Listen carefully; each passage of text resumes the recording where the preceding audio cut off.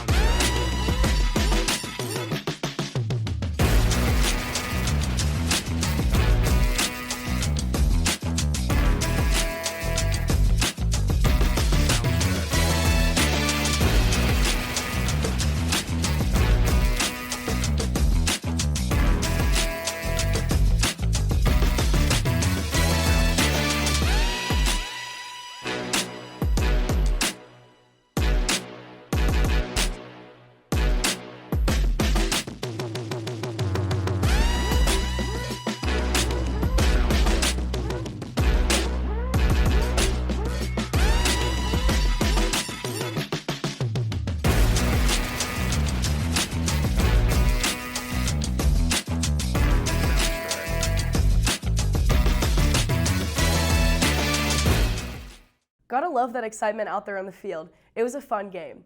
Thanks to Jackie Daniel and Brooklyn Melies for producing that segment. St. James Academy has been a construction site for quite a while now. As we expand our campus for our students, let's check in to see the process. The first thing they started to do was they started working on the St. Joseph Fieldhouse, which makes it way easier to host basketball games in the winter.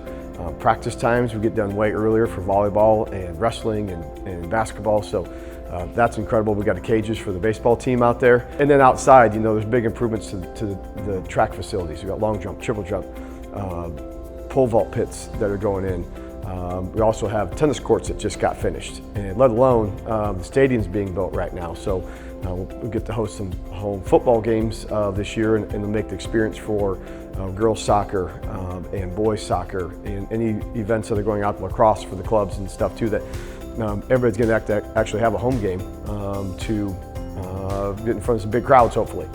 It's just going to be so incredible to have the new courts out there, to be able to walk right outside after school and practice is going to be so huge. It's going to allow our team to practice as a group instead of being split up. It's going to allow us to have a no-cut program, which is what I've wanted to do since I started coaching. So yeah, so that, I mean, it's just going to do so many wonderful things. I mean, it's definitely going to help just bring the school together and I feel like just encourage more kids to get out and come support our athletics. To have everything on campus is just, it's amazing. Our whole thing at St. James is focusing on Jesus, right? And get as many people to heaven as possible. So this is just a byproduct of all the work that we've done to keep staying focused on the mission. So the new shiny stuff, I always say this, the more games that you win, the more they have to talk about St. James, right? And so if they have to talk about St. James, they have to talk about Jesus, right? And so if we have more facilities, then they're actually gonna have to say, hey, look at all the cool stuff they have at St. James. You know, and so then we maybe get some more kids that, because we you know, some kids have maybe chosen not to come to St. James because we haven't had the facilities. And now the people, well, we're full right now anyway, but kids might not, kids might choose St. James because of the facilities that we have. And that's, again, more people looking at St. James, the better. That means they get to learn about Jesus every single day. So that's, I think it's going to help our mission actually. And then again, talking about the more stuff we have on campus, right? They're going to see our beautiful crucifix out there in Marion Stadium. So they're going to look at it and they're going to have to ask about where'd you get the crucifix, right? In the tennis courts, we're hosting regionals, they're going to have to look up there. We're hosting track meets, you know, they're going to have to look up there and then ask the question, you know, who is Jesus, right? And who are they in my life? And so I think just that more visual representation, and we're going to have more people here, right? So we got more fans coming to St. James asking about what are they doing there, because we have a lot of people coming to St. James to check out our school anyway, just outside. And so now every Friday night or every Tuesday or Thursday, or whatever it is, in every regional event that we host, people are going to have to ask, what's St. James really about? St. James Academy continues to grow. We expect to play girls soccer on the field this spring, and the Cultural Arts Center is hopefully right around the corner. Thanks to Abigail May for producing that segment. Lastly, let's get a closer look at one of my favorite projects, the Veritas Yearbook. My name is Lily Wheeler. I am the yearbook editor of photography. So we have 3 editors. It's the editor-in-chief, and then it's editor of content and editor of photography. So I make sure that everyone is scheduled to take pictures at events. I make sure that the pictures have a good quality. And I also just help out with any other tasks of making sure the yearbook pages look good and just maintaining it as a whole. I like to cover sports. I think it's really fun to get it. Especially volleyball. I really like going to volleyball games because the lighting is a lot better than football or soccer, especially whenever it's dark. But football and soccer are really fun whenever they have pretty sunsets, and those make the pictures look really cool. I think this year it will look so cool, especially with our theme, Feed the Flame. And so we have some really cool ways of incorporating that into the yearbook. My favorite part of yearbook is making new friends and also learning each day how to design better and better. Well, it's only year 2 for me, but I would say we constantly are looking at other schools' yearbooks, both private and public, to keep ourselves competitive. We also have professionals come in and visit us and give us advice.